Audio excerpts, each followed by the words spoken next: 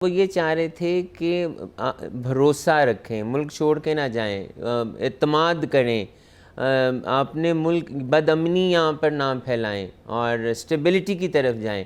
दरअसल वो positive messages देना चाह रहे थे कि बहुत जल्दी कुछ इक़दामात ऐसे होने को जा रहे हैं कि हमारी इकॉनमी जो है वो उसका पहिया वापस चल पड़ेगा। जो उन्होंने प्रायोरिटीज़ बताई उसमें सबसे पहले तो डॉलर की ब्लीडिंग को रोकना था, स्मगलिंग पे बात करनी थी, आईपीपीज़ के मुतल्लिक था, आपका अल्टरनेट एनर्जी की तरफ था।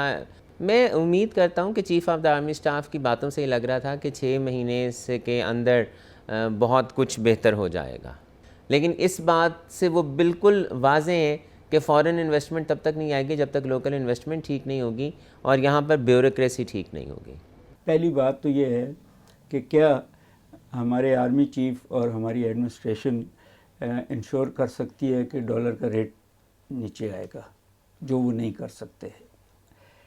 क्या वो इंश्योर कर सकते हैं कि ये जो इनएफिशिएंसीज़ हैं बिजली के बिलों में उसको दूर कर लें, वो शायद ना कर सकें।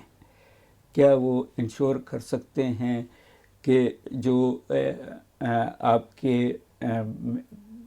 इस वक्त इन्फ्लेशन रेट्स हैं वो कंट्रोल हो जाएं, क्योंकि वो कॉस्ट पुश इन्फ्लेशन है।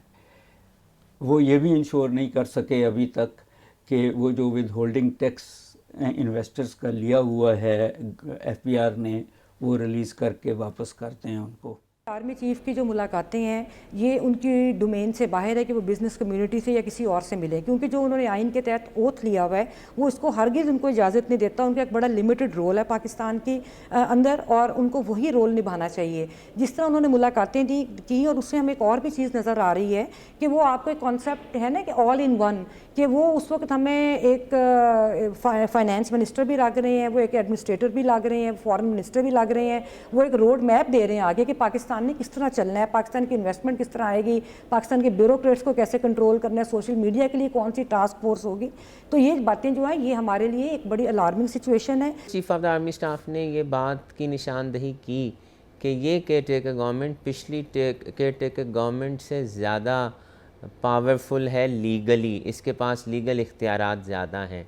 तो मैं उम्मीद करता हूँ कि चूँकि इसके पास इख्तियारात ज़्यादा हैं, ये बहुत से अहम फैसले कर जाएगी। सिविल ब्यूरोक्रेसी हो या मिलिट्री ब्यूरोक्रेसी हो, कुछ नहीं कर सकती जब तक सीरियस रिफॉर्म्स नहीं होती इस मुल्क में, एडमिनिस्ट्रेटिव, लीगल और ब्यूरोक्रेटिक। इस वक्त जो पाकिस्तान के अंदर क्राइसिस है उसका सिर्फ एक सोल्यूशन है और वो ये सोल्यूशन है कि free and fair election constitution के तहत अपने मुकर्ररा वक्त पे हो, ताकि जो इलेक्टेड गवर्नमेंट हो उसके पास एक मैंडेट हो, उसके पास पीछे उसकी पब्लिक सपोर्ट हो और वो आकर पाकिस्तान के जो क्राइसिस है उसमें से पाकिस्तान को निकाल सके। मैंने ये कहा कि ग्रे इकॉनमी हमारी 3 टाइम्स ज़्यादा है डॉक्यूमेंटेड इकॉनमी से, और जब तक आप उसको वाइट इकॉनमी का हिस्सा नहीं बनाएंगे तब तक वो कंट्रीब्यूट नहीं करेगा। डॉलर के इंटरबैंक मार्केट और ओपन मार्केट के रेट का कहा कि उसको कम करें, it is the need of the our.